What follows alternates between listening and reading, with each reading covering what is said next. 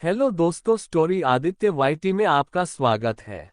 मेरे बेदर्द पिया पार्ट 5 चैप्टर 51 मुझसे बुरा कोई नहीं होगा, इसका भी ध्यान नहीं दूँ जान।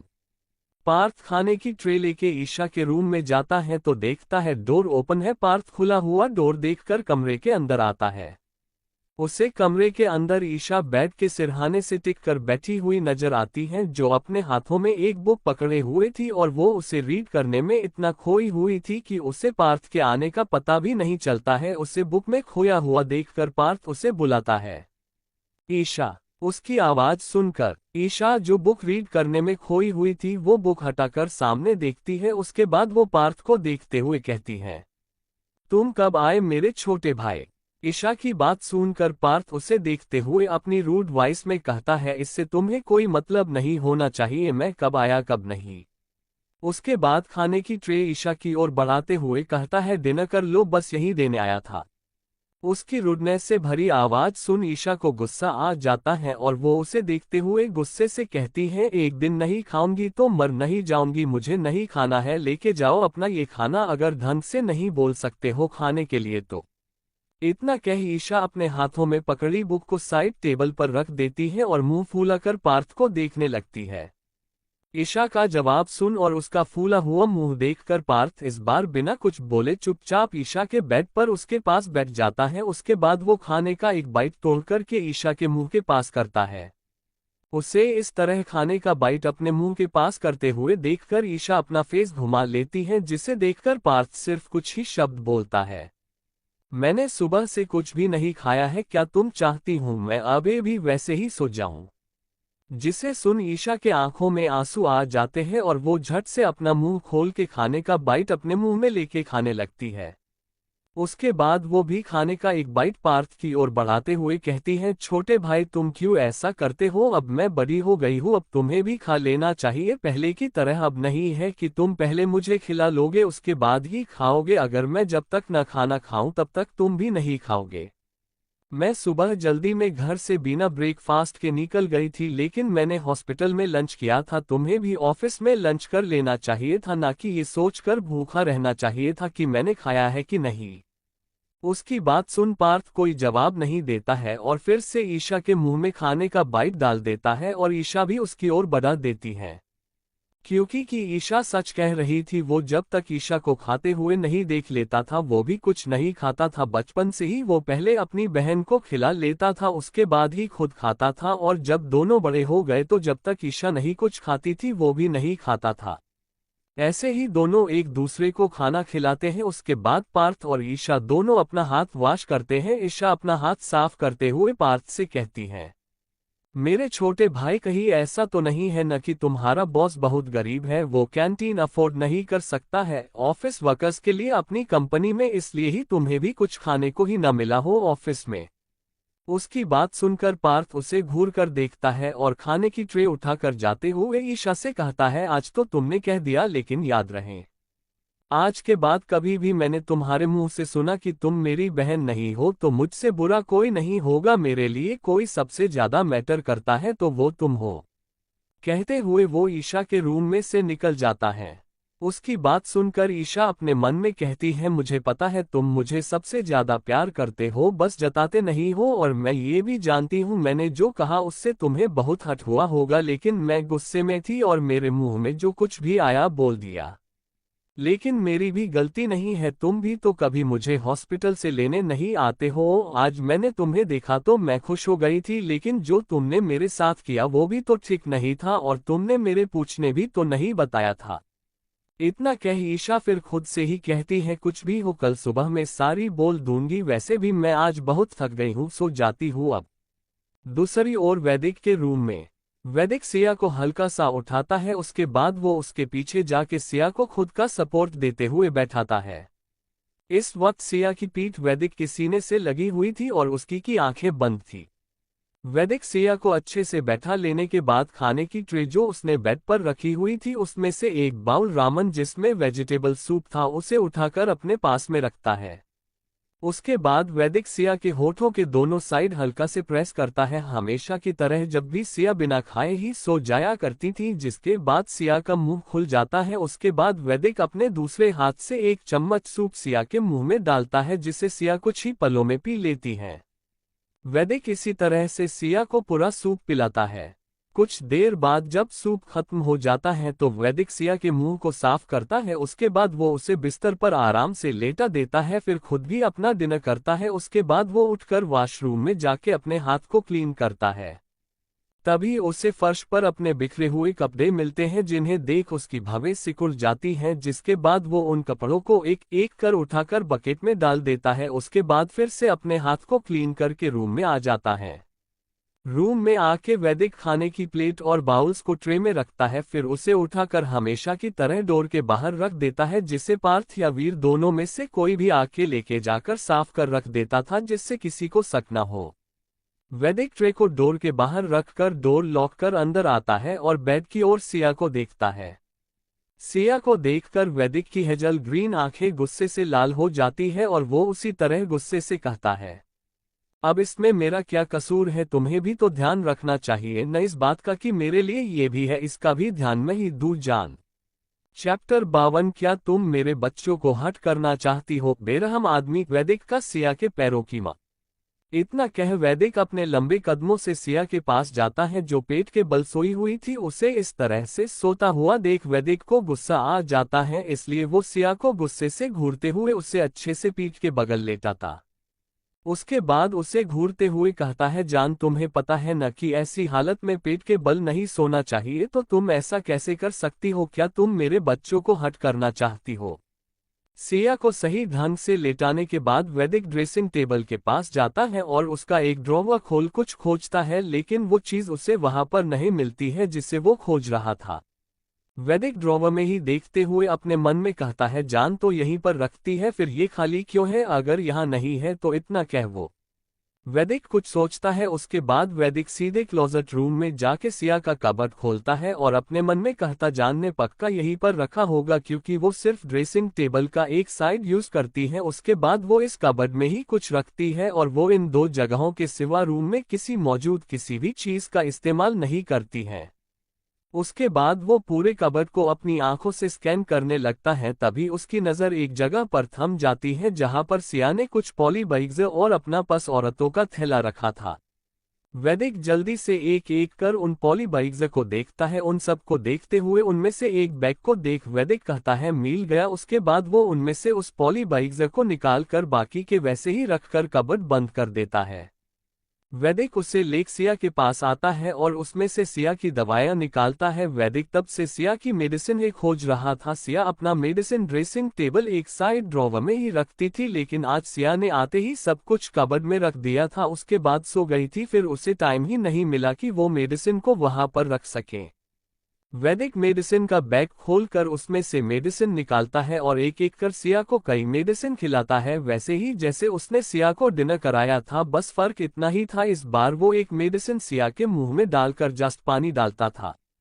सारी दवाइयां खिला देने के बाद वैदिक उन सभी दवाइयों को सिया जहां पर रखती थी वहां पर रखता है। उसके बाद उस पॉली बैग को डस्टबिन में डाल देता है। उसके बाद वैदिक अपना फोन निकालकर किसी को कुछ मैसेज करता है, जिसके 2 मिनट बाद ही उसके डोर को कोई नॉक करता है, जिसे सुनकर वैदिक डोर को जाके खोलता है तो उसे पार्थ डोर के पास अपने हाथों में एक छोटी सीसी पकड़े खड़ा था। वैदिक के डोर खोलते ही पार्थ उसकी ओर वे कांच की सीसी बढ़ा देता है। वैदिक भी उस कांच के सीसी को थाम कर रूम का डोर लॉक कर देता है। उसके बाद वो उस कांच की सीसी को देखते हुए सिया के पास आता है। सिया के पास पहुंचकर वैदिक सिया के पैरों के साइड बैठ जाता है और ब्लैंकेट हटाकर सिया के सुंदर और पतले पैरों को अपने लैप पर रखता है और उन्हें ध्यान से देखने लगता है। सिया के पैरों में सूजन देखकर वैदिक को अपने दिल में एक अनकहा से दर्द होता है, जिसे वो बयां नहीं कर सकता था। सिया के सूजे हुए पैरों को वैदिक अपने होठों से छू लेता है। उसके ऐसा करते ही सिया नींद में ही अपने पैरों को हल्का से हिलाने लगती है, जिसे महसूस कर वैदिक ध्यान से सिया के मिडी को उसके नी तक करता है। उसके बाद उस सीसी को खोलता है और उसमें से लिक्विड जैसे कुछ अपने हाथों पर निकाल कर सिया के लेफ्ट पैर पर लगाते हुए कुछ सोचने लगता है। फ्लैशबैक। विवान के केबिन में ईशा अपने पस में से एक कांच की शीशी निकाल कर टेबल पर रखते हुए वैदिक को गुस्से से देखते हुए कहती है, तुम बेरहम आदमी, तुम्हें जरा से भी अपनी वाइफ की फिक्र है कि नहीं? इस हालत में भी तुम उसे इतना परेशान कर रहे हो और तुम्हें पता भी है तुम्हारे वजह से उसके दोनों पैरों में सूजन आ गई है। ये उसके लिए बिल्कुल भी सही नहीं है। इसलिए मैं ये दवा लाई हूँ, इससे हर रोज रात में सिया के पैरों की मालिश करनी होगी तो उसके पैरों की सूजन चली जाएगी। मैं उससे ये बताने वाली थी लेकिन उस लड़के के वजह से ये दवा उससे नहीं बता पाई। फिर मैंने सोचा तुम्हें तो आके बताना ही पड़ेगा, तो तुम्हें ही लाके ये मेडिसिन दे दूँ। अब तुम इतना तो कर ही सकते हो, अगर नहीं होगा तो वो भी बता दो, मैं उसे ही कांटेक्ट कर लेती हूँ। उसकी बात सुनकर वैदिक सिर्फ 5 ही शब्द में जवाब देता है, इसे यहाँ रखो और जाओ। उसकी बात सुनकर ईशा भी उसी तरह कहती है, यहाँ रुकना भी कौन चाहता है। फ्लैशबैक एंड वैदिक अपने सोच से बाहर आकर सिया के राइट पैर पर भी उस मेडिसिन को लगाकर मालिश करता है। वैदिक ये सब करते हुए बहुत ही सीरियस नजर आ रहा था और बहुत ही ध्यान से कर रहा था। कुछ देर सिया के पैरों की मालिश करने के बाद उसके पैरों को बेड पर बहुत ही आराम से रखता है। उसके बाद वैदिक दवा की शीशी को बंद करके अपनी जगह से उठता है और उस शीशी को बेड साइड टेबल पर रखता है, फिर अपने हाथ वॉश करने चला जाता है। कुछ देर बाद वैदिक अपने हाथ साफ कर बेड पर सिया के पास आता है और सिया के खूबसूरत से चेहरे को निहारने लगता है और अपने एक हाथ को सिया के फेस पर फिराने लगता है। ऐसे करते हुए उसकी हेजल ग्रीन आंखों से सिया के लिए जुनून, पागलपन और दीवानगी साफ साफ देखी जा सकती थी और वो उसी तरह से सिया के फेस को सहलाते हुए कुछ गुनगुनाता है। Chapter 53 but I can't stop my self from kissing you. वैदिक सिया के चेहरे में खोया हुआ अपने आंखों में उसके लिए जुनून, पागलपन और दीवानगी लिए 2 लाइन गाता है। यू टू है लाखों ए हसीन पर इश्क सभी से होता नहीं, पर एक दफा जो दिल हो फिदा टू, फिर इन से ये सुटानी मेरे लिए टू वैक्ट बने मैं तेरा गुजारा बैन जॉन, तुम बन जाओ प्यार मेरा, मैं इश्क तुम्हारा बैन जॉन। वैदिक की आवाज इतनी अच्छी और सुरीली थी कि कोई भी एक बार सुन ले तो उसमें ही खो जाए और सब कुछ भूलकर मंत्रमुग्ध हो जाए। लेकिन वैदिक तो सिया के चेहरे में खोया हुआ था पूरी तरह से, और उसी के साथ उसके पूरे चेहरे पर झुके हुए लाइट किस किए जा रहा था। सिया इन सब से बेखबर गहरी नींद में सोई हुई थी। वैदिक सबसे पहले सिया के माथे पर, फिर दोनों आंखों पर, फिर उसके नाक पर, उसके बाद सिया के दोनों गालों पर, फिर उसकी चीन पर, उसके बाद उसके लिप पर किस करने लगता है। पहले तो वो लाइट किस करता है और हट जाता है, लेकिन उसका दिल इतने से नहीं भरता है और वो सिया के मुलायम होठों पर अपने सख्त होंठ रखकर उसे फिर से किस करने लगता है। कुछ ही देर में उसकी सॉफ्ट किस एक डीप और पैशनेट किस में बदल जाती है। वैदिक खुद पर से अपना धीरे धीरे कंट्रोल खोने लगता है और वो सिया होठों पर किस के साथ बाइट भी करने लगता है। कुछ देर बाद जब सिया की सांसें उखड़ने लगती हैं तो वो नींद में ही कस मसाने लगती है और उसके माथे पर पसीने से सिलवटें पड़ने लगती हैं।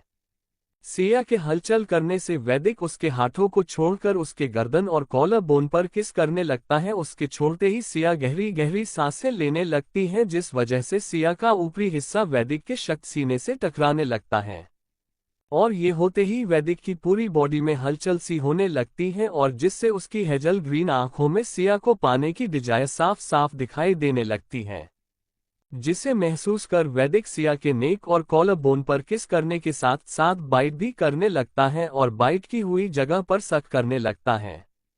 कुछ देर बाद जब सिया फिर से नॉर्मल हो जाती है तो वैदिक फिर से उसके होठों पर आकर किस करने लगता है। इस समय रूम में केवल वैदिक के किस करने का ही शोर सुनाई दे रहा था और वो भी पूरे पैशन के साथ सिया को किस कर रहा था। इस बार वो सिया के होठों पर काकीटा लेता है। उसके ऐसे करते ही सिया के मुंह से नींद में ही एक आह निकल जाती है और उसके होठ थोड़े खुल जाते हैं, जिसका फायदा उठाकर वैदिक अपनी टंग को सिया के मुंह में एंटर कर उसके मुंह के हर कोने को अपनी जीभ से एक्सप्लोर करने लगता है। लगभग 15 मिनट फ्रेंच किस करने के बाद सिया एक बार फिर से अपने सर को इधर उधर करने लगती है, जिसे महसूस कर वैदिक अपने होठों को सिया के होठों से दूर करते हुए गहरी गहरी सांसें लेता है और अपनी मदहोशी भरी आवाज में कहता है, I can't stop myself any more, मैं अब खुद को रोक नहीं सकता जान, but I also know that I can't even come close to you in this condition, लेकिन मैं ये भी जानता हूँ कि इस हालत में मैं तुम्हारे करीब भी नहीं आ सकता। But I can't stop my self from kissing you, लेकिन मैं खुद को तुम्हें चूमने से नहीं रोक सकता। कहते हुए वैदिक की भी सांसें तेज चल रही थी, लेकिन वैदिक अपनी सांसों को काबू कर फिर से सिया के होठों पर टूट पड़ता है, किसी भूखे जानवर की तरह, जैसे वो वर्षों का भूखा हो, उसे आज ही अपना शिकार मिला हो। कुछ देर सिया के होठों को चूमने के बाद वैदिक फिर से सिया के गर्दन पर किस करने लगता है। वहां से किस करते करते वैदिक सिया के ईयर लोब पर भी किस और बाइट करता है। सिया इतनी ज्यादा गहरी नींद में या फिर बेहोशी की हालत में अभी भी थी कि उसे वैदिक के किस और बाइट करने पर भी उसकी आंखें नहीं खुल रही थी, और इसी का फायदा उठाकर वैदिक सिया के कॉलर बोन पर किस करने लगता है। कॉलर बोन पर किस करते करते वो सिया के लेफ्ट साइड शोल्डर से उसकी ड्रेस नीचे की ओर सरका देता है, और उसके लेफ्ट शोल्डर पर किस करते हुए अपने एक हाथ से उसके राइट साइड शोल्डर पर से भी उसकी ड्रेस नीचे सरका देता है, और वहां भी किस के साथ हल्का हल्का बाइट करने लगता है। वैदिक सिया को इसी तरह किस करते हुए खुद को धीरे धीरे शांत करने लगता है, क्योंकि वो खुद भी जानता था इससे आगे वो अगर बढ़ा तो वो खुद को फिर रोक नहीं पाएगा सिया के करीब जाने से, जो सिया और उसके आने वाले बच्चों के लिए सही नहीं है। कुछ देर ऐसे ही किस करने के बाद वैदिक सिया के सीने में अपने चेहरे को छुपाए हुए लंबी लंबी सांसें ले रहा था, जैसे वो खुद को शांत करने की कोशिश कर रहा हो। जब वैदिक पूरी तरह से शांत हो जाता है तो अपना सर उठाकर सिया के चेहरे से होते हुए उसकी गर्दन के नीचे तक देखता है। फिर वैदिक की नज़र सिया के होठों पर जाती है, जो किस करने की वजह से उसके हट से होठ हल्के सूजे हुए लग रहे थे, साथ ही और भी ज्यादा आकर्षित लग रहे थे। उसके बाद वैदिक सिया के नेक, शोल्डर और कॉलर बोन पर अपने बाइट के निशान को देखता, जिसे देखकर उसके होठों पर एक स्माइल आ जाती है, जिसे वो तुरंत ही छिपाते हुए कहता है, जान देखो, ये निशान इस बात का सबूत है कि तुम सिर्फ और सिर्फ मेरी हो।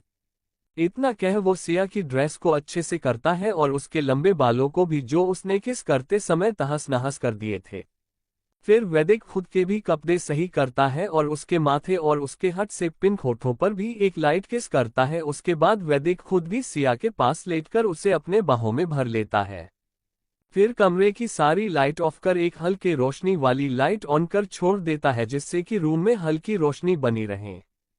फिर अपने एक हाथ को सिया के निकले हुए पेट पर रखकर अपने बच्चों को महसूस करने लगता। उसके बाद वैदिक सिया के कान के पास अपने होठों को ले जाके धीरे से उसके कान को अपने होठों से टच करते हुए बुदबुदाता है, गुड नाइट जान। इतना कह वो उसके कान पर किस कर आराम से लेट जाता है। फिर वैदिक भी अपनी आंखें बंद कर लेता है। कुछ ही देर बाद वो भी गहरी नींद में सो जाता है।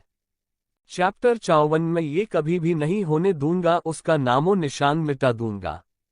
अगली सुबह के 5 बजे सिया की आंखें खुलती है तो वो खुद को वैदिक की बाहों में पाती है, हमेशा की तरह। सिया बहुत ही आराम से उठकर बेड पर बैठती है, जिससे कि वैदिक की नींद न खुले और आंखें बंद करती हैं। तभी उसके सामने कल शाम का मंजर आने लगता है, जिसे याद कर सिया झट से अपने जले हुए हाथ को देखती है, जिसे देख उसके होठों पर एक व्यंग भरी मुस्कान आ जाती है। और उसी मुस्कान के साथ सिया अपने जले हुए हाथ को देखते हुए, जिस पर छाले पड़ गए थे, जो उसकी गोरी स्किन पर किसी दाग की तरह नजर आ रहे थे, अपने मन में कहती है, क्या हमने कोई गलती की थी जिसकी सजा हमें फिर से मिली है, या हमने उनकी कोई बात नहीं मानी। सिया अपने जले हुए हाथों को देखते हुए ऐसे ही खुद से सवाल कर रही थी कि उसे किस चीज की सजा मिली है। तभी सिया के दिमाग में एक बात हिट करती है, जिसके बाद वो खुद को देखती है। खुद को बेड पर देखकर सिया खुद से सवाल करते जोर से कहती है, क्या वैदिक जी हमें बेड तक लाए वॉशरूम में से?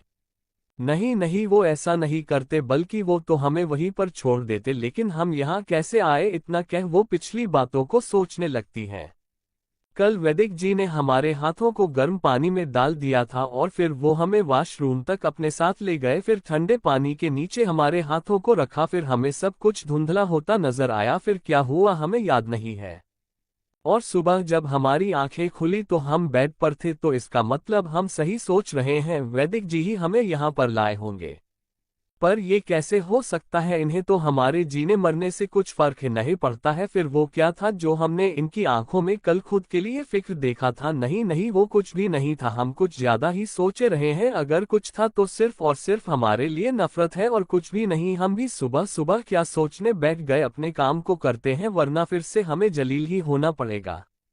इतना कह सिया बेड से उठ जाती है और अपने काम करने के लिए रूम से बाहर निकल जाती है, बिना इस बात पर ध्यान दिए कि उसके उठते ही वैदिक भी उठ गया था, लेकिन उसने अपनी आंखें नहीं खोली थी, जिससे वो सिया की सारी बातें सुन चुका था।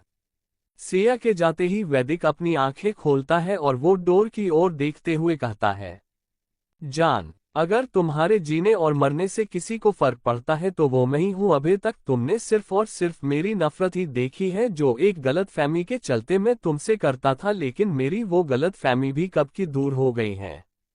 अब मैं तुमसे सिर्फ और सिर्फ दीवानों की तरह प्यार करता हूं, और अब से तुम सिर्फ और सिर्फ मेरा प्यार देखोगी, जिसके बाद तुम सब कुछ भूल जाओगी। अगर तुम्हें कुछ याद होगा तो सिर्फ और सिर्फ मेरा प्यार।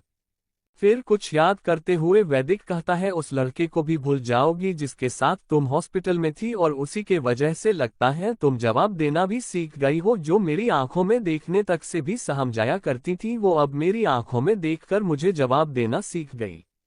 ये सब उस लड़के के वजह से हुआ है जो तुम्हारी मासूमियत का फायदा उठाकर तुम्हारे करीब आने की कोशिश कर रहा है, लेकिन वो मुझे जानता नहीं है। मैं एक झटके में उसका नामो निशान मिटा दूंगा। उसे बहुत शौक है न हॉस्पिटल खरीदने का, लेकिन उसने तुम्हारे लिए ये सब कुछ करके खुद के लिए कब्र खोदी है। फिर ईशा की बातों को सोचते हुए कहता है, सबको क्या लगता है तुम मुझसे दूर चली जाओगी या वो तुम्हें मुझसे दूर कर देगा, लेकिन मैं ये कभी भी नहीं होने दूंगा। कहते हुए डेविल स्माइल करता है, हाँ हाँ हाँ। उसकी हंसी बहुत ही भयानक लग रही थी, अगर कोई देख ले तो वो भी डर जाए। फिर अपनी आंखों को बंद करके अपने हाथ को बेड पर उस जगह फिराता है जहां पर कुछ देर पहले सिया सोई हुई थी, जैसे वो अभी भी वहां पर सिया को महसूस कर रहा था।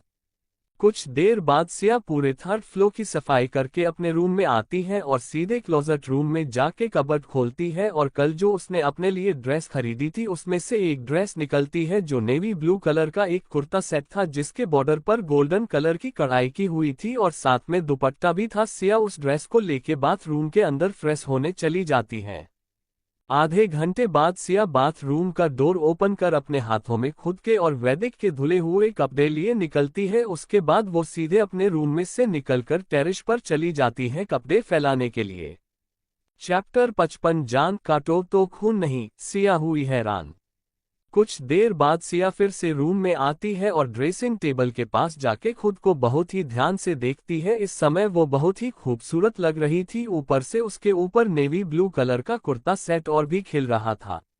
बेड पर लेटा वैदिक सिया को इन कपड़ों में देखकर बस एक तक देखता ही रह जाता है। उसकी नजरें तो सिया के खूबसूरत से चेहरे पर से हट ही नहीं रही थी। वैदिक उसी तरह से सिया को ऊपर से नीचे तक एक्सप्लोर करते हुए खुद से कहता है, जान दिन पर दिन और भी खूबसूरत होती जा रही है और इन कपड़ों में जान और भी खूबसूरत लगती है। तभी उसके मन में न जाने क्या आता है, जिसके बाद वो बोल पड़ता है, क्या मेरी जान को सब लोग देखेंगे इस तरह?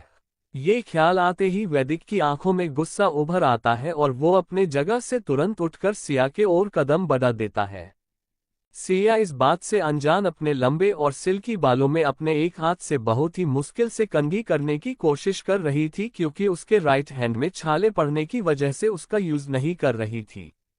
सिया जैसे ही अपने हाथ को बढ़ाती है तभी कोई पीछे से उसके हाथ को पकड़ लेता है, जिसे महसूस कर सिया डर जाती है और तुरंत अपना सर उठाकर मिरर में देखती है तो अपने पीछे खड़े वैदिक को देख उसे असमंजस से देखने लगती है। ठीक तभी वैदिक भी मिरर में सिया को देखता है, जिससे दोनों की नजरें आपस में कुछ समय के लिए टकराती हैं, लेकिन सिया जल्दी ही होश में आ जाती है और अपने नजरें उससे फेरते हुए अपने हाथ को वैदिक से छुड़ाने लगती है। लेकिन वैदिक उसके हाथ को छोड़ने के बजाय और भी कस पकड़ लेता है। फिर सिया को पीछे से अपने बाहों में भरकर अपने दूसरे हाथ को उसके पेट पर रख उसके बाद अपनी चीन को सिया के कंधे के ऊपर रख देता है और सिया की गर्दन पर अपने सख्त होठ रख एक लाइट किस कर देता है। वैदिक के अचानक इस तरह से अपने बाहों में भरने और अपनी गर्दन पर उसके सख्त होठों को महसूस कर सिया अपनी जगह पर भूत बन जाती है और उसकी धड़कनें भी बढ़ जाती है। और ये सब इतने अचानक से हुआ कि सिया को कुछ भी समझ में ही नहीं आया कि उसके साथ अभी क्या हुआ। लेकिन अगले ही पल वैदिक ने अपनी लो और सेड्यूसिंग वॉइस में सिया के कान को अपने होठों से टच करते हुए बस एक शब्द बोलता है, जान ना, शब्द को थोड़ा खींचते हुए। वैदिक के शब्द सुन सिया अपनी जगह पर बुत बनकर जम जाती है। उसका हाल ऐसा हो जाता है जैसे काटो तो खून नहीं। क्योंकि सिया ने पहली बार अपने लिए जान सुना था वैदिक के मुंह से, जो उसके लिए किसी सरप्राइज या शौक से कम नहीं था। उसे इस तरह एक ही जगह पर फ्रिज हुए देख और उसकी बढ़ी हुई धड़कनों को सुनकर के वैदिक के होठों पर एक मुस्कान आ जाती है, और वो सिया को फिर से शौक देते हुए कहता है, जान तुम कहीं जा रही हो क्या? उसकी बात सुनकर सिया और भी शॉक्ड हो जाती है। उसे समझ ही नहीं आ रहा था कि वो क्या जवाब दे। सिया बस इसी तरह बुत बने खड़ी हुई थी। उसे जवाब न देता हुआ देखकर वैदिक की भावें आपस में सिकुड़ जाती हैं और वो अपनी डोमिनेटिंग वॉइस में कहता है, मैंने तुमसे कुछ पूछा है जान, जिसका जवाब तुमने मुझे अभी तक नहीं दिया। उसकी बात सुनकर सिया सहम जाती है और हकलाते हुए कहती है, ना नहीं, हाँ हम कहीं नहीं जा रहे हैं। उसे खुद से डरता हुआ देखकर वैदिक खुद को नॉर्मल करते हुए फिर से कहता है, फिर तुमने ये क्यों पहना है जैसे तुम किसी से मिलने जाने वाली हो? वैदिक की इस बात को सुनकर सिया के फेस एक्सप्रेस बदल जाते हैं और अब वो बिना डरे उसी तरह से जवाब देती हैं, नहीं हम किसी से नहीं मिलने जाने वाले हैं, और भला हम किसी से क्यों मिलने जाएंगे, हमारे पास कौन है ही जिससे मिलने हम जाएंगे। ये सब कहते हुए सिया के बातों में रूखापन और उदासी साफ साफ महसूस की जा सकती थी, जिसे वैदिक ने भी महसूस कर लिया था, और वो भी अच्छी तरह से जानता था कि सिया हमेशा घर पर ही रहती थी। उसे जब हॉस्पिटल जाना होता था तभी वो घर से निकला करती थी, नहीं तो वो घर पर ही रहती थी, घर रहकर अपना सारा काम करती थी। उसके बाद थोड़ी देर सुमन जी के पास उनकी गोद में सर रखकर चुपचाप बैठा करती थी, फिर अपने कमरे में आ जाया करती थी और न ही किसी से कुछ कहा करती थी। लेकिन फिर भी न जाने क्यों वैदिक ये सवाल सिया से करता है। वैदिक सिया का जवाब सुनकर कहता है, तो फिर तुमने ये कपड़े क्यों पहने हैं जैसे तुम कहीं जाने वाली हो? उसकी इस बात को सुनकर सिया बिना किसी भाव के इस बार भी कहती है नहीं, जिसे सुन वैदिक उसे अपने बाहों में उठा लेता है। उसके ऐसे अचानक उठाने से सिया डर जाती है और अपने एक हाथ को जल्दी से वैदिक के गले में फंसा लेती है और दूसरे हाथ से उसके कॉलर को पकड़ लेती है। उसे इस तरह देखकर वैदिक मन ही मन मुस्कुराते हुए क्लोजेट रूम की ओर अपने कदम बढ़ा देता है। कुछ देर बाद वैदिक सिया को क्लोजेट रूम के अंदर लेके जाता है और उसे क्लोजेट रूम के राइट साइड कबर्ड के पास ला सिया को अपनी बाहों में से उतार कर खड़ा करता है। उसके बाद वो उस कबर्ड के सामने सिया को खड़ा कर उसके पीछे खुद भी खड़ा हो जाता है। फिर बहुत ही आराम से सिया के राइट हैंड को उठाकर कबर्ड में लगे लॉक सिस्टम के पास ले जाकर उसके पांचों उंगलियों को उस पर स्कैन करता है, जिसके 30 सेकंड बाद वो कबर्ड 2 हिस्सों में बंट जाता है, जिसे देख सिया हैरान हो जाती है। क्योंकि वो रोज क्लोजेट रूम की साफ सफाई करती थी, लेकिन उसे कभी इस बात का पता ही नहीं चला कि वो कबर्ड नहीं बल्कि कबर्ड के रूप में एक डोर था, जिस पर सिया ने कभी ध्यान ही नहीं दिया था। क्योंकि कोई भी आम इंसान उसे देखता तो उसे भी वही नजर आता, उसकी डिजाइन ही ऐसी थी। और एक रीजन ये भी था कि सिया बस उन्हीं चीजों को छूती थी जिसकी उसे इजाजत थी, और न ही उसके पास इतना टाइम था कि वो इन सब पर ध्यान दे। उसकी हैरानी तब और भी बढ़ जाती है जब उसे वैदिक फिर से अपनी बाहों में उठाकर उस कबर्ड के रूप में मौजूद दरवाजे के अंदर ले जाकर उसे उतारता है। चैप्टर 56 शायद हमारी इतनी औकात भी नहीं है, just wait and watch. Siya जैसे ही अपने चारों तरफ देखती है और भी ज्यादा हैरान हो जाती है, क्योंकि ये रूम भी क्लोजेट रूम के जैसा ही बिल्कुल था। फर्क सिर्फ इतना था, इसमें जितने भी कपड़े और चीजें थी वो किसी लड़की की थी। एक तरफ ब्रांडेड इंडियन और वेस्टर्न कपड़े थे, जैसे suit, sari, midi, lehenga, sharara, kurta set, palazzo set, gown, jeans, T shirt, tops और भी बहुत सारे पार्टी वियर कपड़े थे। उसके जस्ट बगल में बहुत सी नाइट वियर ड्रेसेस थी। दूसरी ओर हर ब्रांड के हील, शूज, सैंडल, जूती जो उन कपड़ों से मैचिंग थी, और उसके सामने की साइड पर कपड़ों से मैच करती हुई ज्वेलरी से भरी हुई थी। वहां पर हर प्रकार की ज्वेलरी मौजूद थी। नॉर्थ साइड बहुत ही लेटेस्ट पर्स थे जो अलग अलग प्रकार, जैसे handbags, shoulder bag, clutch bag, backpack, tote bag, satchel bag, mini bag, cross body bag, duffel bag रखे गए थे। ऐसे बहुत से लेडीज पर्स जो बहुत ही रेयर थे वो सब कुछ मौजूद थे। साउथ साइड बस ब्यूटी प्रोडक्ट से भरा पड़ा था। उस क्लोजेट रूम में कुल मिलाकर एक लड़की के लिए जितनी भी यूज की जाने वाली चीजें होती थी सब कुछ वहां पर मौजूद था। लेकिन उन चीजों में से बहुत सी चीजें ऐसी थी जो सिया की पसंद की थी, जिसे वो लेना चाहती थी, लेकिन महंगे होने की वजह से वो कभी लिया ही नहीं करती थी। सिया जो ये सब कुछ देखकर पहले हैरान थी, लेकिन अब वो खुद को नॉर्मल करती है और अपनी नजरें उन सब चीजों से फेरते हुए वैदिक की ओर देखती है, जैसे पूछ रही हो ये सब क्या है। वैदिक भी सिया के आंखों में छुपे सवाल को पहचान लिया हो और उसका जवाब देते हुए कहता है, ये सब कुछ तुम्हारा है जान, तुम्हें पसंद आया। उसकी बात सुनकर सिया बिना भाव के कहती है, शायद हमारी इतनी औकात भी नहीं है कि हम इन्हें एक नज़र देख भी सके, पसंद की बात तो दूर की है। कहते हुए सिया बिना वैदिक पर ध्यान दिए जैसे क्लोजेट रूम में आई थी वैसे ही निकल जाती है। सिया के जाते ही वैदिक डोर की ओर देखते हुए अपने मन में कहता है, बहुत जल्द जान तुम इन सब चीजों का यूज खुद करोगी, बस तुम देखती जाओ, जस्ट वेट एंड वॉच। इतना कह वैदिक भी उस क्लोजेट रूम में से निकल कर अपने क्लोजेट रूम में आकर सिया के कबर्ड के पास खड़ा होकर उसे खोलता है। उसके बाद कबर्ड में मौजूद जितने भी सिया के कपड़े थे उनके साथ कुछ करने लगता है। कुछ देर बाद वैदिक सिया के कपड़ों पर एक नजर डालता है। उन कपड़ों को देखकर उसके चेहरे पर एक संतुष्ट और रहस्यमयी मुस्कान छा जाती है। उसके बाद वो भी रूम में आ जाता है। वैदिक रूम में आके देखता है तो उसे सिया ड्रेसिंग टेबल के पास खड़ी अपने मांग में सिंदूर लगाने वाली होती है। उसे इस तरह देखकर वैदिक उसके ओर अपने कदम बढ़ा देता है।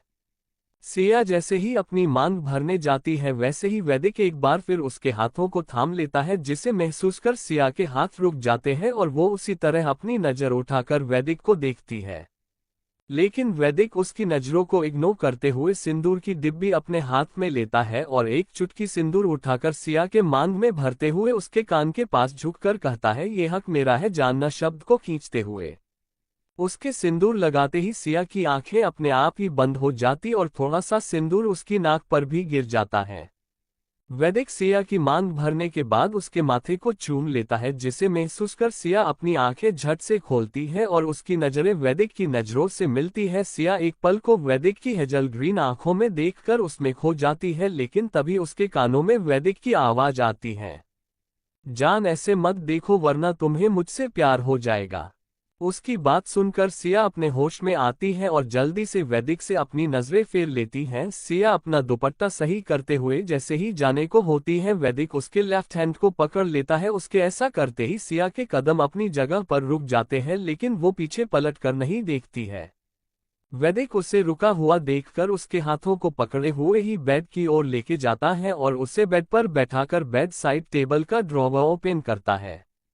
उसे ओपन कर उसमें से एक दवा निकलता है। चैप्टर 57 तुम्हारी हिम्मत कैसे हुई, कुछ लोग सिया मैडम से मिलना चाहते हैं।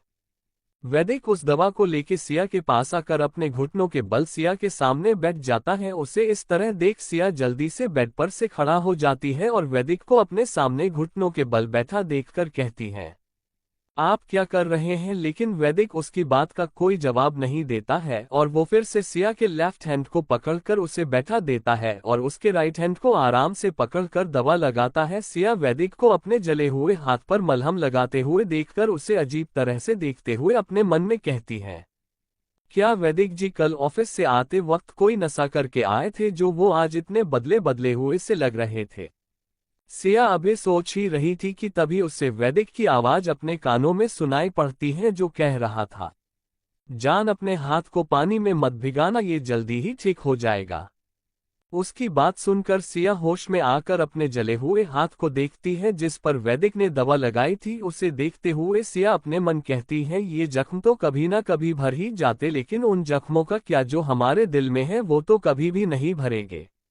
आप ऐसा क्यों कर रहे हैं ये तो हमें नहीं पता है, लेकिन हम इतना जरूर जानते हैं, अब हमें इन सब चीजों से जरा से भी फर्क नहीं पड़ता है। सिया अपने मन में ये सब कहते हुए बेड से खड़ी हो जाती है और सीधे रूम में से निकल जाती है। सिया जब हाल में आती है तो उसे आज सभी लोग रघुवेंद्र जी, सुमन जी, सार्थक और दिशा हाल में बैठे हुए चाय पीते नजर आते हैं, जिन्हें देख उसे समझने में देर नहीं लगती है कि वो लोग सुबह में ना आकर रात को ही आए होंगे। उसके बाद सिया हाल में लगी दीवार घड़ी की ओर देखती है जिसमें सुबह के 7 बज चुके थे। सिया घड़ी देखते हुए कहती है, हमें जल्दी से ब्रेकफास्ट तैयार करना होगा, आज बहुत लेट हो गया है, उसके पहले हमें काफी भी बनाकर वैदिक जी को देनी होगी। तभी रघुवेंद्र जी की नजर सिया पर जाती है तो वो उसे बुलाते हैं। सिया सुनिए तो। उनकी आवाज सुनकर सिया उनकी ओर बढ़ जाती है और अपनी प्यारी सी आवाज में कहती है, जी पापा। सिया को अपने सामने देख रघुवेंद्र जी अपनी फिक्र भरी आवाज में सिया से पूछते हैं, बेटा आपकी तबीयत तो ठीक है ना, आज आप इतने लेट आए हैं। अबे उन्होंने ये कहा ही था कि उनके बगल में बैठी सुमन जी जल्दी से अपना चाय का कप रखकर सिया के पास आकर उसे फिक्र से देखते हुए कहती हैं, क्या हुआ आपकी तबीयत को, आप अभी हमें बताएं, हम आपको डॉक्टर के पास लेके चलते हैं। सिया अपने लिए उन दोनों की फिक्र करता देख अपनी प्यारी सी आवाज में कहती, माँ हमें कुछ नहीं हुआ है, हम बिल्कुल ठीक है, वो बस आज हमारी नींद नहीं खुली और हमें उठने में देर हो गई थी। इतना कह वो अपना सर किसी मुजरिम की तरह झुका लेती है जैसे उसने कोई गुनाह कर दिया हो। सिया का झुका हुआ सर देखकर सुमन जी कहती है, कोई बात नहीं बेटा, इसमें सर झुकाने वाली कौन सी बात है। उनकी बात सुनकर सिया कहती है, ठीक है माँ आप लोग बातें कीजिए, मैं अपना काम करने जाती हूँ। कहते हुए सिया बिना किसी के ओर देखे किचन के अंदर बढ़ जाती है। उसे जाता हुआ देखकर सुमन जी उदासी से उसे देखते हुए कहती है, हमें कुछ करना होगा, अगर सिया अब भी ऐसे ही काम करती रही तो उन्हें के लिए अच्छा नहीं होगा। इधर सिया किचन में आकर जल्दी से वैदिक के लिए काफी तैयार करती है। सिया काफी लेके जैसे ही हाल से होते हुए सीढ़ियों के पास जाने वाली होती है, उसे सबके साथ सिंगल सोफे पर बैठा वैदिक नजर आता है, जो इस समय बिल्कुल तैयार होकर बैठा था। उसने ब्लैक सूट और अंदर व्हाइट शर्ट पहने हुए था। सिया उसे हाल में देख कहती, आज कुछ तो अजीब है। इतना कह वो वैदिक के पास बढ़ जाती है और उसे के सामने ट्रे करती है, जिसे देख वैदिक जैसे ही अपने हाथ बढ़ाकर काफी उठाने वाला होता है, तभी उसके पीछे से कोई आके काफी का कप उठा लेता है। किसी और अपनी काफी उठाते हुए देखकर वैदिक गुस्से से अपनी मुट्ठी भींच लेता है और सिया भी अपने सामने वैदिक के पीछे खड़े इंसान को देखकर हैरान हो जाती है। वैदिक अपनी रौबदार आवाज में उस शख्स को देखते हुए कहता है, तुम्हारी हिम्मत कैसे हुई मेरी काफी लेने की। वही उस शख्स को देख सिया अपने मन में बुदबुदाती है, डॉक्टर ईशा यहाँ। वैदिक की बात सुनकर ईशा उसे देखते हुए कहती है, क्यों इस काफी पर तुम्हारा नाम लिखा हुआ है कि ये तुम्हारी है। उसकी बात सुनकर वैदिक अपना दांत पीस लेता है, लेकिन ईशा को देख दिशा जल्दी से अपनी जगह पर खड़ी होते हुए कहती है, तुम कब आए और हमें बताया क्यों नहीं। इतना कह वो ईशा को अपने गले से लगा लेती है। सुमन जी भी ईशा को देखकर खुश होते हुए कहती है, ईशा बेटा आप यहाँ आने वाली थी तो आपने हमें बताया क्यों नहीं, हम आपकी खातिरदारी अच्छे से करते। ईशा उनकी बात सुनकर कहती है, आंटी अगर आपको मेरी खातिरदारी ही करनी है तो आप आराम से कीजिए, वैसे भी अब मैं कहीं नहीं जाने वाली हूँ, आप सबके साथ फिर से अब यही रहूंगी। उसकी बात सुनकर सुमन जी मुस्कुराते हुए कहती हैं, ये तो बहुत अच्छा हुआ, तुम जब से गई थी घर में शांति छा गई थी, लेकिन अब तुम आ गई हो तो मुझे बहुत मजा आएगा। कह वो मुस्कुराने लगती हैं। उन्हें हंसते हुए देखकर रघुवेंद्र जी और सार्थक भी मुस्कुरा देते हैं, क्योंकि उन्होंने बहुत दिनों के बाद सुमन जी के होठों पर मुस्कान देखी थी। वो सब अभी अपनी बातों में लगे हुए ही थे कि तभी एक गार्ड भागते हुए आता है, सार्थक के कान में धीरे से कहता है, सर बाहर कुछ लोग आए हुए हैं और वो सिया मैडम से मिलना चाहते हैं। मैंने उन्हें रोकने की कोशिश की है लेकिन वो मान नहीं रहे हैं। उसकी बात सुनकर सार्थक एक नज़र सिया को देखता है, जो अपनी हैरान नजरों से एक तक बस ईसा को ही घूरे जा रही थी। उसके बाद वो गार्ड से कहता है, ठीक है उनकी अच्छे से तलाशी लेके अंदर भेज दो। सार्थक की बात सुनकर गार्ड अपना सर हिलाकर बाहर की ओर चल देता है। चैप्टर 58 चित्रांग पहुंचा खुराना मैंशन में। खुराना मैंशन के गेट पर एक लड़का जो कब से जिद किए जा रहा था सिया से मिलने के लिए, लेकिन गार्ड उसे जाने नहीं दे रहे थे। तभी उसके पीछे से एक दमदार आवाज आती है, तुम हमें जाने दो, हम उनके रिलेटिव हैं। उसकी आवाज सुनकर वो गार्ड भी एक पल के लिए सहम जाता है, लेकिन फिर भी वो उन्हें अंदर नहीं जाने देता है। उसे फिर से मना करता देख वो लड़का, जो कोई और नहीं चित्रांग था, उन्हें अपनी स्टिल ब्लू आंखों से देखते हुए कहता है, तुम्हारी इतनी हिम्मत नहीं है कि तुम मुझे अंदर जाने से रोक सको। तभी आगे वाला लड़का, जो कोई और नहीं जॉनी ही था, वो चित्रांग की आंखों को देख उसके मन की बात को समझते हुए वहां खड़े गार्ड से बोलता है, तुम्हें पता है हम कौन है नहीं ना, तो हमें अंदर जाने दो, उसके बाद तुम्हें पता चल जाएगा कि हम कौन हूं और वो हमें जानती है कि नहीं। अबे उसने इतना कहा ही था कि वो गार्ड जो अंदर गया था वो उस गार्ड के पास आता है और उसके कान में धीरे से सार्थक की कही हुई बात को कहता है। जिसके बाद दोनों गार्ड उनकी तलाशी लेते हैं। उन्हें एक गुलाब के फूलों के गुलदस्ता के अलावा कुछ भी नहीं मिलता है, जिसके बाद वो उन्हें अंदर जाने के लिए कहते हैं। उनके इशारे को समझकर पीटर, जो सबसे पीछे खड़ा था, वो खुद से कहता है, मेरे सामने इनकी औकात क्या होती, फिर भी ये हमको यहाँ इतनी देर तक रोकती, इनको तो मैं बाद में बताता कि मैं क्या है। कहते हुए वो भी फूलों को पकड़े हुए चित्रांग के पीछे पीछे चल देता है। मिशन के अंदर सभी लोग अपने में लगे हुए थे और ईशा की बातों को सुनकर मुस्कुरा रहे थे, लेकिन वहां पर अब सिया नहीं थी। वो जा चुकी थी काफी बनाने के लिए, क्योंकि वैदिक ने उससे फिर से काफी लाने का इशारा किया था, जिसे समझकर वो किचन में चली गई थी। सिया किचन में काफी बना ही रही थी कि तभी एक मेड आकर बहुत ही रेस्पेक्ट से कहती है, ये कोई और नहीं कल वाली ही मेड थी जिसका नाम मीठी था। मीठी कहती है, मैम वो आप 2 कप कॉफी और बना दीजिएगा, क्योंकि पार्थ सर और वीर सर भी आए हुए हैं और वो दोनों लोग भी हाल में ही बैठे हुए हैं। उसकी बात सुनकर सिया भी बहुत ही प्यार से जवाब देती है, ठीक है हम बना देंगे। उसकी बात सुनकर मीठी अपनी जगह पर ही खड़े रहती है, वहां से जाती नहीं है। उसे किचन में अभी भी खड़े हुए देखकर सिया कहती है, क्या हुआ, आपको और भी कुछ कहना है, आप हमें बता सकती हैं। उसकी बात सुनकर मीठी हिचकिचाते हुए कहती है, वो मैम आप हमें आप मत कहा कीजिए, हम आपसे छोटे हैं, प्लीज आप हमें हमारे नाम से बुलाया कीजिए। उसकी बात सुनकर सिया उसी तरह उसे देखते हुए मासूमियत से कहती है, लेकिन हमें तो आपका नाम भी नहीं पता है। उसकी बात सुनकर मीठी की आंखों में चमक आ जाती है और उसी चमक के साथ कहती है, हमारा नाम मीठी है। उसकी बात सुनकर सिया कहती है, अच्छा अब हम आपको आपके नाम से ही बुलाएंगे, अब आप खुश हैं। सिया की बात सुनकर मीठी की आंखों में और भी ज्यादा चमक आ जाती है और वो उसी तरह अपना सर हाँ में हिला देती है। फिर किचन से निकल कर जाते हुए किचन के बाहर खड़े शेफ से कुछ कहती है और वहां से चली जाती है। इधर सिया भी तीनों के लिए काफी बनाने में लग जाती है। हाल में इस समय सभी लोग मौजूद थे।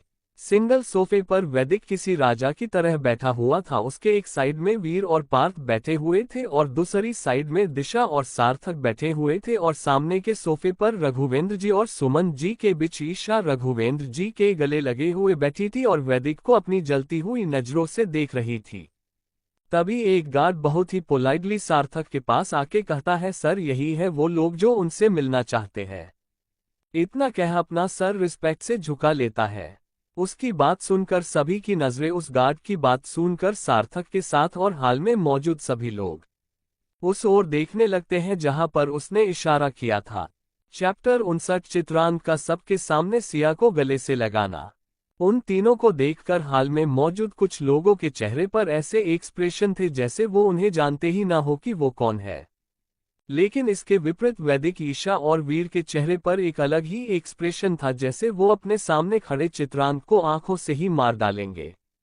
सार्थक उन्हें देखते हुए आराम से पूछता है, तुम लोग कौन हो और सिया को कैसे जानते हो?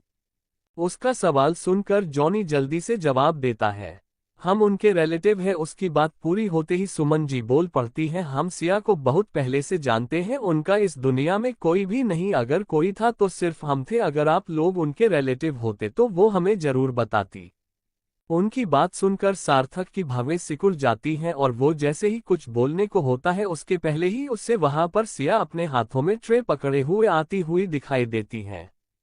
और उसी के साथ वैदिक, चित्रांत की भी नजरें सिया के ऊपर जाती है। सिया को देख चित्रांत के आंखों में कुछ अजीब से ही इमोशन नजर आते हैं और वो बिना किसी पर ध्यान दिए सीधे अपने कदम को सिया की ओर बढ़ा देता है और उसके पीछे ही जॉनी और पीटर भी अपने कदम बढ़ा देते हैं। आज उनके भी आंखों में कुछ अलग ही था सिया को देखकर। सिया अपने सामने चित्रांत को देख कुछ समझ पाती उसके पहले ही चित्रांत उसके हाथों में पकड़ी हुई ट्रे को लेके अपने पीछे जॉनी को पकड़ा देता है। उसके बाद चित्रांग सीधे सिया को अपने गले से लगा लेता है। सिया को गले से लगाते ही चित्रांग अपनी आंखें बंद कर लेता है, जैसे वो किसी चीज को लेके बेचैन था। सिया को गले लगाते ही उसे चैन मिला हो। वही हाल में सभी लोग चित्रांग को इस तरह सिया के गले लगे हुए देख अजीब तरीके से चित्रांग को देख रहे थे, लेकिन वैदिक की हेजल ग्रीन आंखें गुस्से से लाल हो गई थी और वो अपनी आंखों में नफरत लिए एक तक बस चित्रांग को देख रहा था, जो उसकी जान को गले लगाए खड़ा था। वीर तो अपना मुंह खोले एक नजर वैदिक को उसके बाद सिया को देख रहा था और वो उसी तरह अपने साथ बैठे पार्थ को देखते हुए कहता है, तुम्हें पता है ये कौन है? उसकी बात सुनकर पार्थ नमे अपना सर हिला देता है, जिसे देख वीर वैदिक को देखते हुए कहता है, जहां तक मुझे पता है उस हिसाब से तुम्हारे बॉस का सौतन है और तुम्हारी लेडी बॉस का आशिक है। वही वीर की ये बात जैसे ही वैदिक के कानों में पड़ती है, वैसे ही वैदिक अपनी जलती हुई नजरों से वीर को देखता है। वीर को जैसे ही अपने ऊपर किसी की जलती हुई निगाह महसूस होती है तो वो उस ओर देखता वीर वैदिक को खुद को घूरता हुआ देखकर समझ जाता है कि उसकी बात वैदिक ने सुन ली है, जिसे देख वो एक नकली हंसी हंसते हुए धीरे से बुदबुदाता है, मैं तो मजाक कर रहा था, ही। वैदिक उसे इस तरह देख उसे इग्नोर कर देता है, फिर अपना ध्यान सिया की ओर करता है। वही ईशा वैदिक को देखते हुए अपने मन में कहती है, मुझे तो अब बहुत मजा आने वाला है। इतना कह वो अपने होठों पर मुस्कान लिए वैदिक के हर एक आते जाते एक्सप्रेशन को ही देख रही थी। वही सिया चित्रांत को अपने सामने देख हैरान तो होती ही है, लेकिन चित्रांत के अचानक से खुद को गले लगाने से और भी ज्यादा शॉक्ड हो जाती है और अपनी जगह पर जम जाती है। उसे समझ ही नहीं आ रहा था आज उसके साथ हो क्या रहा था। सुबह से ही एक के बाद एक झटके खाए जा रही थी। सबसे पहले वैदिक का बिहेवियर, उसके बाद डॉक्टर ईशा को यहाँ पर सबसे इस तरह बातें करते हुए देखना, अब अचानक से चित्रांत को अपने सामने। सिया अपने सोच में अभी गुम ही थी कि तभी उसके कानों में सुमन जी की आवाज पड़ती है, जो कह रही थी कि सिया आप इन्हें जानती है क्या? सुमन जी का सवाल सुन सिया अपने होश में आती है और वो उन्हें क्या जवाब दे उसे समझ ही नहीं आ रहा था। सुमन जी के सवाल करते ही चित्रांत भी सिया से दूर होकर उसके माथे पर लाइट किस करते हुए साइड हो जाता है। वही उसके ऐसा करते ही सिया को एक और झटका लगता है।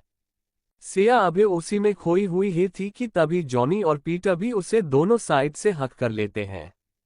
सिया को फिर से एक और झटका लगता है, लेकिन तभी उसके कानों में कुछ टूटने की आवाज जाती है, जिसे सुन वो आवाज की दिशा में देखती है तो पाती है कॉफी टेबल पर रखा सोपिस कई टुकड़ों में नीचे फर्श पर पड़ा था और सभी लोगों का ध्यान सिया की ओर से हटकर अब वैदिक के ऊपर था, जिसने अभी अभी चित्रांत को सिया के माथे पर किस करते उसके बाद जॉनी और पीटर को भी उसे साइड हक करते हुए देख गुस्से से बेकाबू हो जाता है और काफी टेबल पर रखे कीमती शोपीस को उठाकर फर्श पर फेंक दिया था। रघुवेंद्र जी सब चीजों को इग्नोर करते हुए सिया से पूछते हैं, बेटा आपने बताया नहीं अभी तक कि वे कौन है? रघुवेंद्र जी की बात सुनकर सिया चित्रांत को देखती है, जो इस समय उसका वही जला हुआ हाथ पकड़े उसे ही बस एक तक घूरे जा रहा था। उसे देखकर ऐसा लग रहा था जैसे उसके दिमाग में कुछ बहुत बड़ा चल रहा था। सिया एक नजर चित्रांत को देख रघुवेंद्र जी से कहती है, पापा ये चित्र है और हम इसे जानते हैं। हम इसे ही नहीं बल्कि जॉनी और पीटर की ओर इशारा करते हुए इन्हें भी जानते हैं। सिया की बात सुनकर रघुवेंद्र जी कहते हैं, अच्छा तो हमें भी मिलाओ इन तीनों से। इन्होंने कहा कि ये तुम्हारे रिलेटिव है। उनकी बात सुनकर सिया अपना सर हाँ में हिलाते हुए कहती है, जी। उसके बाद वो चित्र का हाथ पकड़े हुए ही सभी लोगों की ओर आती है और उसके पीछे ही जानी और पीटर भी आते हैं। चैप्टर 60 हमें कभी मौका ही नहीं मिला। सिया को चित्र का हाथ थामे देखकर वैदिक अंदर ही अंदर सुलग रहा था, उससे बर्दाश्त नहीं हो रहा था। लेकिन तभी उसके कानों में सिया की आवाज पड़ती है, जिसे सुन वो अपनी तीखी नजरों से चित्रांत को देखने लगता है। सिया रघुवेंद्र जी से कहती है, पापा ये चित्र है और चित्र ये हमारे पापा लगते हैं। उसके बाद जॉनी की ओर इशारा करते हुए कहती, पापा ये जॉनी है। फिर पीटर की ओर देखते हुए, और इसका नाम पीटर है। ये दोनों चित्र के साथ ही रहते हैं और उसके लिए काम करते हैं।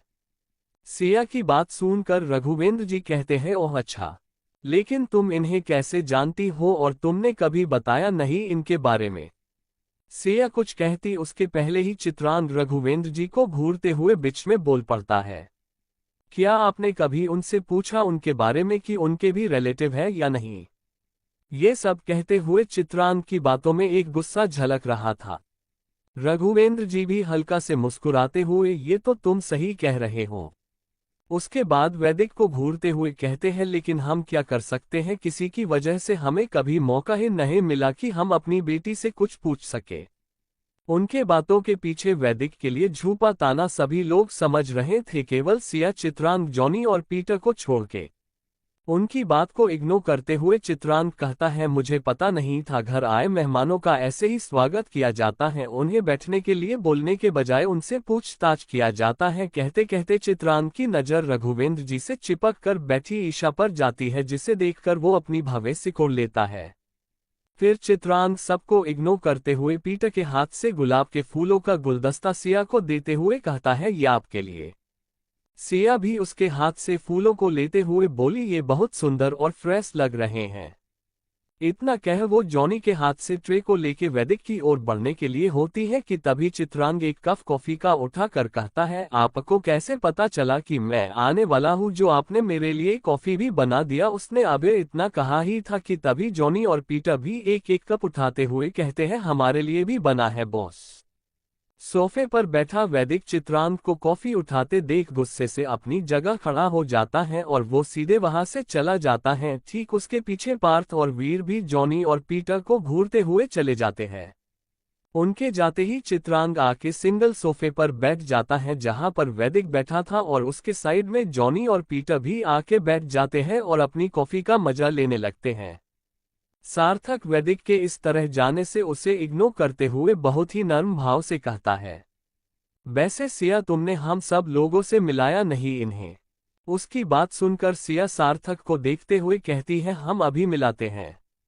उसके बाद वो सबसे कहती है, इनका नाम तो आप लोगों को पता ही चल गया, अब हम आप सबको इससे मिलवाते हैं। इतना कह सिया एक एक कर चित्रांग को सबसे मिलवाने लगती है। सिया सुमन जी की ओर इशारा करते हुए कहती है, ये माँ है। उसके बाद सार्थक और दिशा की ओर इशारा करते हुए, ये भैया है और ये भाभी है। उसके बाद वो ईशा को देखते हुए रुक जाती है कि उससे वो क्या कहकर मिलवाए। तभी सुमन जी सिया के मन की बात को समझते हुए कहती हैं, तुम दोनों ही रुको, मैं मिलवाती हूँ।